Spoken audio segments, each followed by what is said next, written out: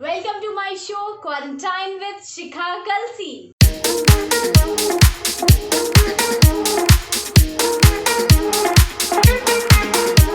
आज मैं आप सबको एक ऐसी शख्सियत से मिलवाने जा रही हूँ जिनमें बहुत सी कलाएं सम्माहित हैं।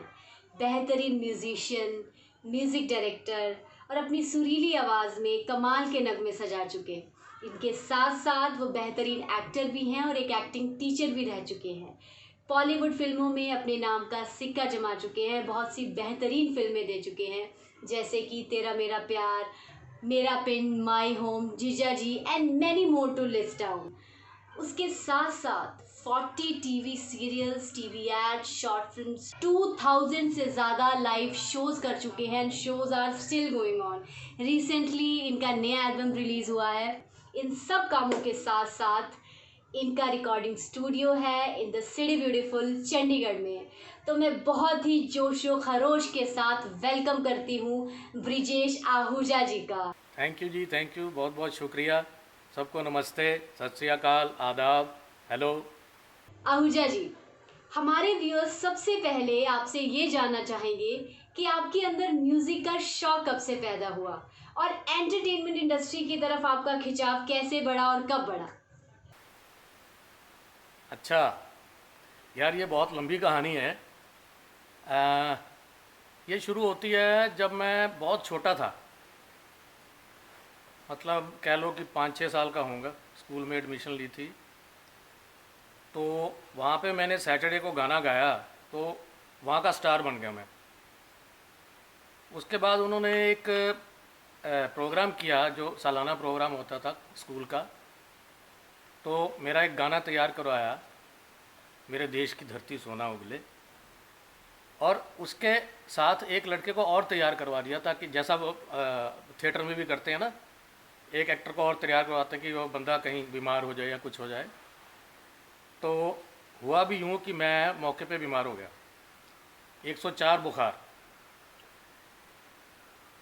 अब सेम डे जिस दिन शो था, मेरी जो मैम्स थी, टीचर्स थी, वो रिक्शा करके मेरे घर पे आ गई। कहती चलो बेटे उठो, आपने गाना गाना है। मैंने कहा वो अरुण को तैयार करवाया है, उससे गवा लो, मैं तो बीमार हूँ। कहते ना, वो नहीं गा पाएगा जो तुम गा पाओगे। मेरे को उठा के ले गए। वो पहली परफॉर्मेंस थी मेरी स्टेज पे। उसके बाद ये सिलसिला चलता रहा, स्कूल में, कॉलेज में, हर जगह हीरो, गाने में भी हीरो, एक्टिंग में भी हीरो। फिर उसके बाद एमए म्यूज़िक किया। मेरे फादर को पता चल गया था कि इसमें ये टैलेंट है, क्योंकि at that time he was also in distribution line, film distribution. तो उन्होंने कहा ठीक है, इसको यही करवाते हैं। तो मैंने एमए म्यूज़िक भी कर लिया, और अब एक्टिंग का था कि एक्टिंग का क्या करें। तो इसमें मेरे ब्रदर का बड़ा योगदान था, मेरे बड़े भाई साहब का। उस वक्त चंडीगढ़ में इंडियन थिएटर डिपार्टमेंट का किसी को पता नहीं होता था। तो मेरे भाई साहब ने मेरे को वहाँ पे एडमिशन दिलवाई। तो वहाँ से ट्रेनिंग ली मैंने, एक्टिंग की। तो मैं एक्टर भी बन गया, सिंगर भी बन गया। फिर मैं बन गया म्यूज़िक का प्रोफेसर, और मैं साथ साथ शोज़ करता रहा अपने। और वो शोज़ मेरे क्या हुए कि भट्टी साहब, जसपाल भट्टी जी ने मेरे शोज़ देख लिए। बस फिर जब उन्होंने फ्लॉप शो बनाया सीरियल, तो उन्होंने मुझे याद कर लिया। वहाँ से मेरी यात्रा शुरू हो गई। इसका मतलब वो flop show super hit show हो गया। फ्लॉप शो सुपर हिट हो गया। वो तो इतना सुपर हिट हुआ कि उस ज़माने में जैसे महाभारत और रामायण जब आते थे, तो सारे शहर की सड़कें खाली हो जाती थी ना। तो जब हमारा फ्लॉप शो आता था, तो थर्सडे को 9 बजे रात को सारी सड़कें खाली हो जाती थी। ये आलम था। तो आपको एक सिंगर होना, एक्टर होना, एक म्यूजिशियन होना, इन सब में से सबसे अच्छा क्या लगा और क्यों लगा। हाँ, ये मुश्किल सवाल है। जैसे वो कहते हैं ना कि माँ बाप को अपने सारे बच्चे प्यारे होते हैं, तो ये सारा टैलेंट जो था, ये भगवान की देन थी, और मैं सब कुछ करता आ रहा था। हाँ, लेकिन करते करते अगर आप थोड़ा सा प्रेफरेंस वाइज अगर पूछो, तो मैं थोड़ा आराम परस्त, थोड़ा सुस्त टाइप का इंसान हूँ। तो एक्टिंग में क्या है कि शूटिंग पे जाना है, सुबह मॉर्निंग 8 बजे का आपको कॉल है, सुबह उठ के पहुंचना है, फिर सारा दिन आप शूट कर रहे हो, और जब बीच में आपका शॉट नहीं है, आप बैठे हो, फ्री बैठे हो, इंतज़ार कर रहे हो, उसमें मेहनत थोड़ी ज़्यादा लगती थी। गाने का क्या है, स्टूडियो में जाओ, एसी चल रहा है, गाना रिकॉर्ड करो, वो आपके आपकी कितनी एबिलिटी है, कितनी जल्दी आप वो गाना डब करते हो, तो वो थोड़ा मुझे इजी लगा, तो इसलिए मैं उसको थोड़ी प्रेफरेंस देने लग गया। मैं जब थिएटर करता था तो आपको पता होगा, थिएटर में आपकी वॉइस की प्रोजेक्शन की ज़रूरत होती है, वो एंड तक विदाउट माइक आपकी आवाज़ जानी चाहिए। तो उससे क्या होता है, मेरा गला थोड़ा, मुझे मालूम हुआ ओवर द ईयर्स कि मेरा गला थोड़ा डेलिकेट है, जल्दी ख़राब हो जाता है। तो मेरे डैड ने मुझे सजेस्ट किया, बेटे तू एक चीज़ कर ले, या एक्टिंग कर ले या गाना गा ले, तेरा गला ख़राब हो जाता है, फिर तू गाना नहीं गा पाता। इसलिए मेरा थोड़ा ज़्यादा झुकाव गाने की तरफ चला गया, ये भी एक रीज़न था। अगर आप सिंगर या म्यूजिशियन ना होते तो आप लाइफ में क्या बनना चाहते? क्या ऐसी ख्वाहिश थी कि आपको लगता है कि अगर मैं ये ना होता तो मैं ये ज़रूर बनता? हाँ, ये सवाल ऐसा है, कई लोगों से पूछा जाता है। कुछ कहते हैं कि यार पता नहीं मैं क्या होता, कुछ कहते हैं मैं ये होता वो होता। मैं ये बताऊं कि भगवान ने मुझे इतनी चीज़ों से बख्शा है बचपन से, जिसे नेचुरल गिफ्ट बोलते हैं, कि मेरे अंदर बहुत सा टैलेंट था। मैं खेलता था तो अव्वल, और कुछ भी खेलता था, चाहे क्रिकेट हो, हॉकी हो, बैडमिंटन हो, कोई भी गेम हो। तो मैं सोचता हूँ कि शायद मैं प्लेयर होता, क्रिकेट क्रिकेट में ज़्यादा इंटरेस्ट था, तो शायद मैं क्रिकेटर होता। जैसे कि आजकल लॉकडाउन चल रहा है, हम लोग क्वारंटाइन रह रहे हैं किसी ना किसी के साथ अपने अपने घरों में, और फिलहाल आप क्वारंटाइन हैं शिखा कलसी के साथ। तो मेरा ये सवाल है कि अगर आपको पूरी दुनिया में क्वारंटाइन होना पड़े तो आप किसके साथ क्वारंटाइन होना चाहेंगे? कैसा सवाल है यार, है? जिसका नाम नहीं लूँगा वो माइंड करेगा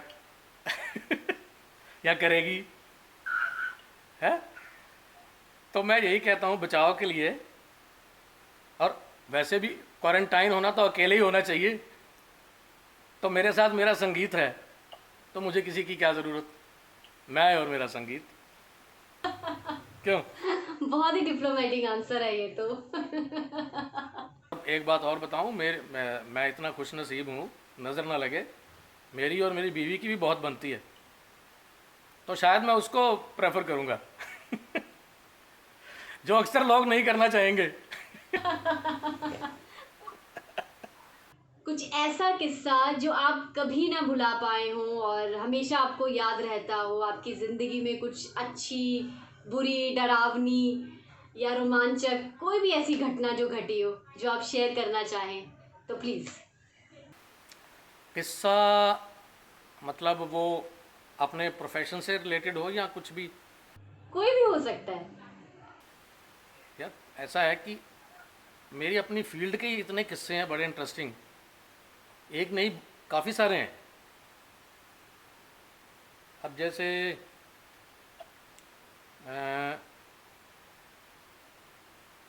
एक मैंने शो किया था पुलिस, पंजाब पुलिस के लिए लुधियाना में। तो वो मेरा शो था, आप यकीन नहीं करेंगे, श्रीदेवी जी के साथ। श्रीदेवी बप्पी लहरी नाइट थी, उसमें मुझे भी बुलाया। उस वक्त हमारे जो डीजीपी पंजाब के जो सैनी साहब हैं, वो उस वक्त एसएसपी थे, उन्होंने मुझे इनवाइट किया था।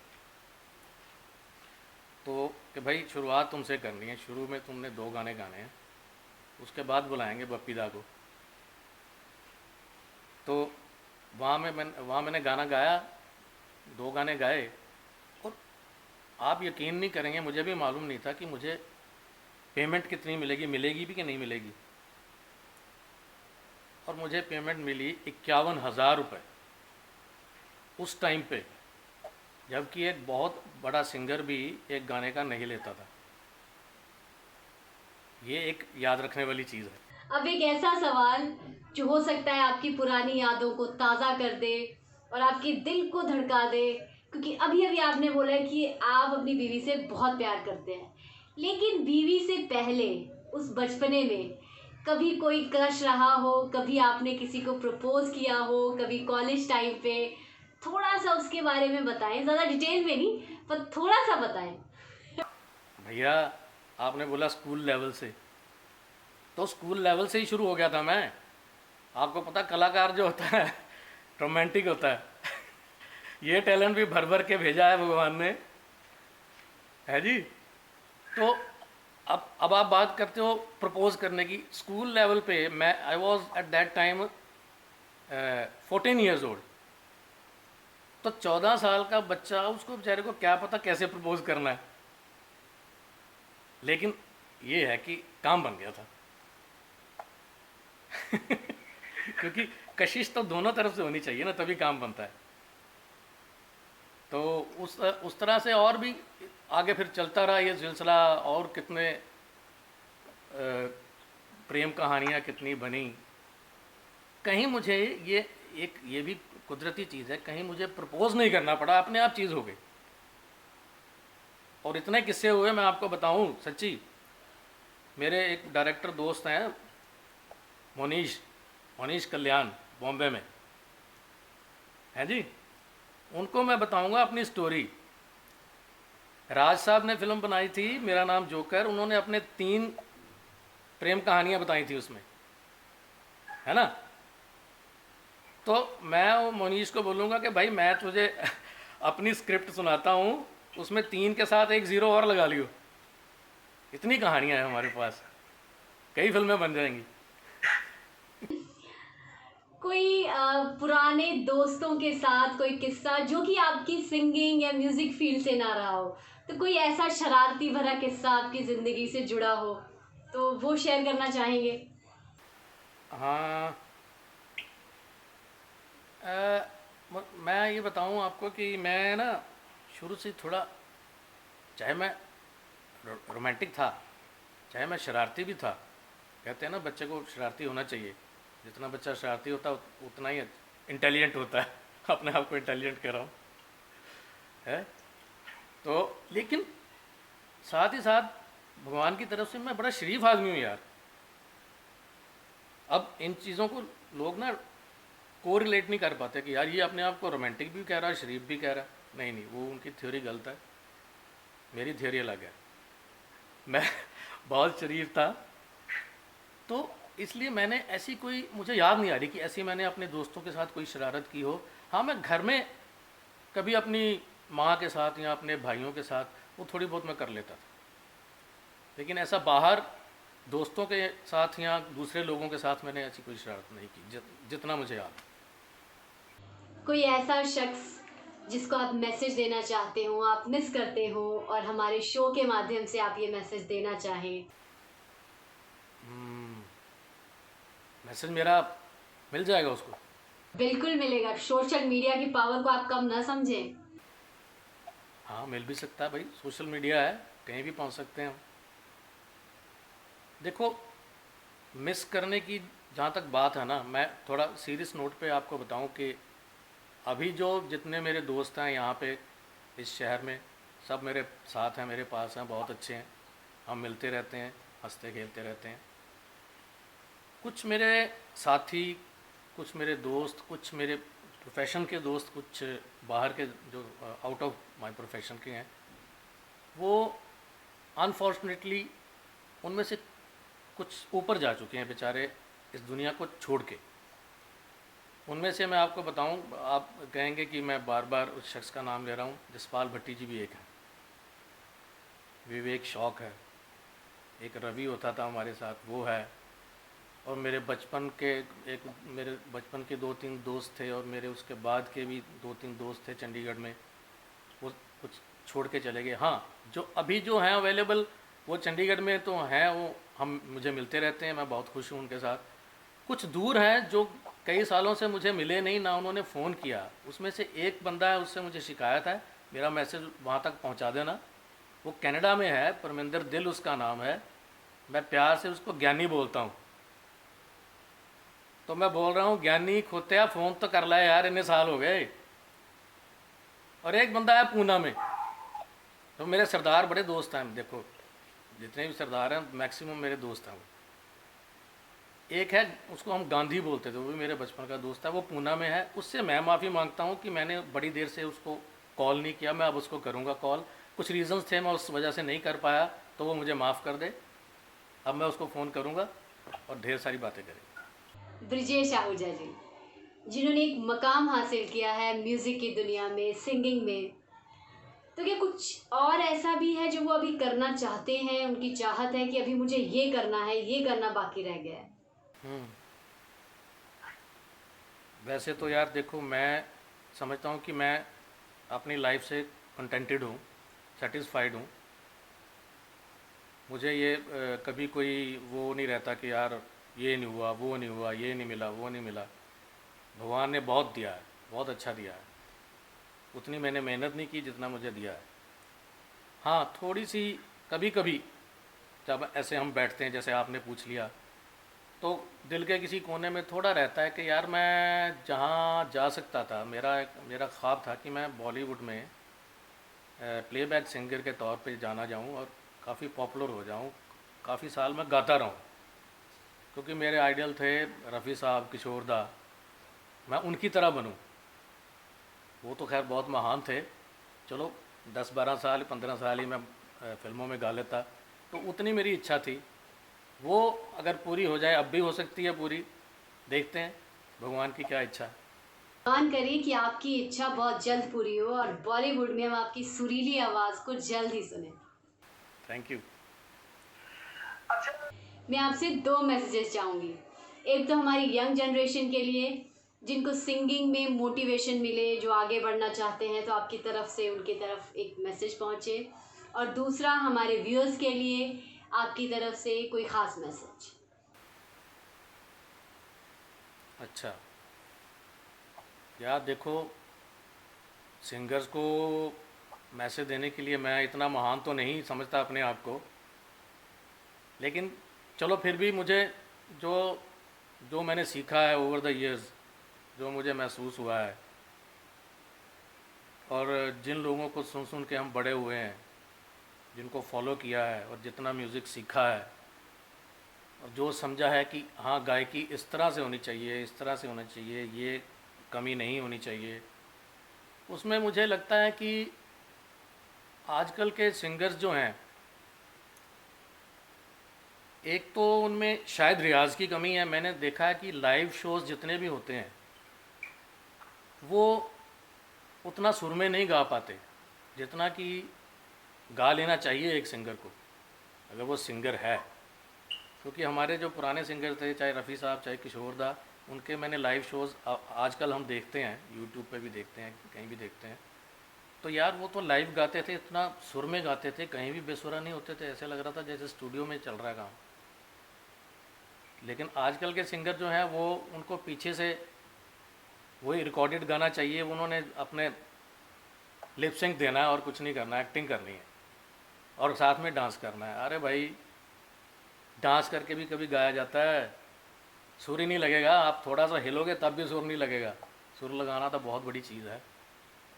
कभी आपने देखा लता जी ने स्टेज पे डांस करके गाना गा रहे हो, या रफ़ी साहब की वीडियोस देख लो कि डांस करके गाना गा रहे हो? ऐसा नहीं होता। तो दूसरी ये चीज़ है कि वो आजकल यार आवाज़ें इतनी पतली पतली आने लगी हैं ना, मुझे ये म्यूज़िक डायरेक्टर्स से भी थोड़ा गिला है, आजकल के म्यूज़िक डायरेक्टर्स से। ऐसा नहीं है कि वो टैलेंटेड नहीं है, बड़ा उनमें गुण है। तो यार ये कोई ज़रूरी है क्या, कोई फैशन है क्या कि कोई जिसकी आवाज़ ख़राब हो, तिखी सी आवाज़ हो और गले में खराश हो, क्या वही सिंगर माना जाता है? आजकल नॉर्मल वॉइसेस नहीं आप यूज़ कर सकते? कितने सिंगर्स मैंने देखे हैं, 90% सिंगर्स ऐसे हैं जिनकी आवाज़ें ख़राब हैं। माफ़ करना भाई, ब्लंटली बोल रहा हूँ, जो आवाज़ में खराश है, वो खरखरी सी आ रही है, या उसकी आवाज़ बहुत तीखी सी है, पतली सी है। आपने देखा है म्यूज़िकली, मैं आपको बताऊं कि आजकल गाने ऐसे ऐसे आ रहे हैं कि लड़कियों की आवाज़ भारी है, लड़कों की पतली है, और लड़का हाई ऑक्टेव पे गा रहा है, उसी स्केल को हाई ऑक्टेव पे गा रहा है, उसी स्केल में लड़की जो है लो ऑक्टेव पे गा रही है। ऐसा कभी लता रफ़ी ने तो नहीं किया, कभी किशोर आशा ने तो नहीं किया ऐसा। तो थोड़ा गाने की तरफ ध्यान दो, और जो कॉम्पोजिशन हैं वो भी अच्छी बनाओ। मेरे म्यूज़िक डायरेक्टर्स, आप बड़े टैलेंटेड हो,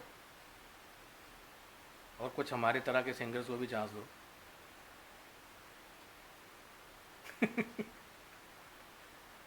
और दर्शकों का, हाँ आपने कहा था दर्शकों के लिए लंबा तो नहीं हो रहा कहीं? आप बता देना, मुझे टोक देना। दर्शकों को भी मैं ये रिक्वेस्ट करूँगा कि जो आजकल के म्यूज़िक डायरेक्टर हैं वो दर्शकों को ब्लेम कर देते हैं कि जी आजकल का दर्शक यही चाहता है, लिसनर जो ऑडियंस है वो यही सुनना चाहती है। तो क्या ये सच है? मैं अपने दर्शकों से रिक्वेस्ट करता हूँ, अच्छी चीज़ें सुनें, अच्छी फिल्में देखें, उनको अप्रिशिएट करें, अच्छे गाने को अप्रिशिएट करें, अच्छे सिंगर्स को, अच्छे कॉम्पोजिशंस को अप्रिशिएट करें। आपका टेस्ट बहुत अच्छा है, उसी को फॉलो मत कीजिए जो वो परोस रहे हैं। आप उनको रास्ता दिखा सकते हैं कि भैया ये नहीं, हमें ये चाहिए। दोनों एक दूसरे को ब्लेम करते रहते हैं। दर्शक कहते हैं हमें यही मिल रहा है यार, क्या करें, और वो कहते हैं दर्शक यही चाहते हैं, हम उनको यही परोसते हैं। ऐसा नहीं है, दोनों को ज़रा बैलेंस में रखो। बस इतना ही कहना भैया, मैं छोटा मुंह बड़ी बात कर रहा हूँ, माफ़ करना। कभी ऐसा हो सकता है कि ब्रिजेश आहूजा जी हमारे शो में हो और उनकी सुरीली आवाज़ में कोई गीत ना हो? यार ये सबसे ना मुश्किल सवाल है। मैं कहीं भी जब मैं प्रोग्राम करता हूँ ना, जो गेट टुगेदर वाले छोटे प्रोग्राम होते हैं जहाँ कुछ जैसे वीआईपीज़ बैठे हैं 15-20, तो वो कहते हैं ऐसी बात कहते हैं, वो अपनी मनपसंद का एक गाना सुना दो। यार इतने गाने हैं, हज़ारों गाने। मैं तो आपको बताया, मैं रफ़ी, किशोर, लता, आशा इनको फॉलो करता हूँ। हज़ारों गाने और सारे एक से एक बढ़ के हैं। कोई एक गाना हम निकाल ही नहीं सकते, चूज़ ही नहीं कर सकते, बड़ा मुश्किल है। तो कैसे करें? तो आपने बताया था कि एक शो में आप गए थे और वहाँ पे बप्पी दा जी थे और स्वर्गीय श्रीदेवी जी भी थी वहाँ पे। तो वहाँ पे जो आपने नगमा सुनाया था वही पेश कर दीजिए। वाह, क्या पकड़ा है, क्या पकड़ा है। बहुत अच्छे, बहुत अच्छे। तो लीजिए सुनाता हूँ। वो याद आ रहा है मुझे, वतन पे था वो गाना, क्योंकि पुलिस का शो था ना, तो उन्होंने कहा था कि देशभक्ति का कोई गाना होना चाहिए।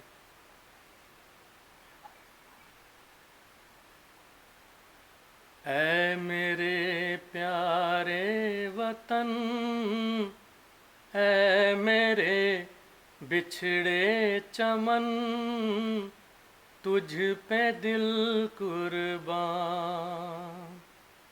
तू ही मेरी आरज़ू, तू ही मेरी आबरू, तू ही मेरी जान। ऐ मेरे प्यारे वतन, ऐ मेरे बिछड़े चमन, तुझ पे दिल कुर्बान। बहुत बहुत शुक्रिया ब्रिजेश आहूजा जी कि आज आपने अपने किस्से, कहानियाँ, अपनी अचीवमेंट्स, अपनी हर चीज़ हमारे साथ शेयर की और आखिर में इतना बेहतरीन गीत आपने हमें सुनाया। वैसे भी हमारे देश को आजकल देशभक्ति की बहुत बहुत ज़रूरत है। मेरे अंदर भी आपने अभी बैठे बैठे ही और ज़्यादा देशभक्ति को उजागर कर दिया इस गीत के साथ। मैं आपका बहुत बहुत शुक्रिया करती हूँ कि आप मेरे शो में आए, आपने वक्त दिया। Thank you so much. Thank you. तो आज आप मिले हैं ब्रिजेश आहूजा जी से। इसी तरह अगले एपिसोड में मैं आपको मिलवाऊंगी किसी नई पर्सनालिटी से, सुनेंगे उनके किस्से, कहानियाँ। तो भूलिएगा नहीं, याद रखिएगा, क्वारंटाइन विद शिखा कलसी।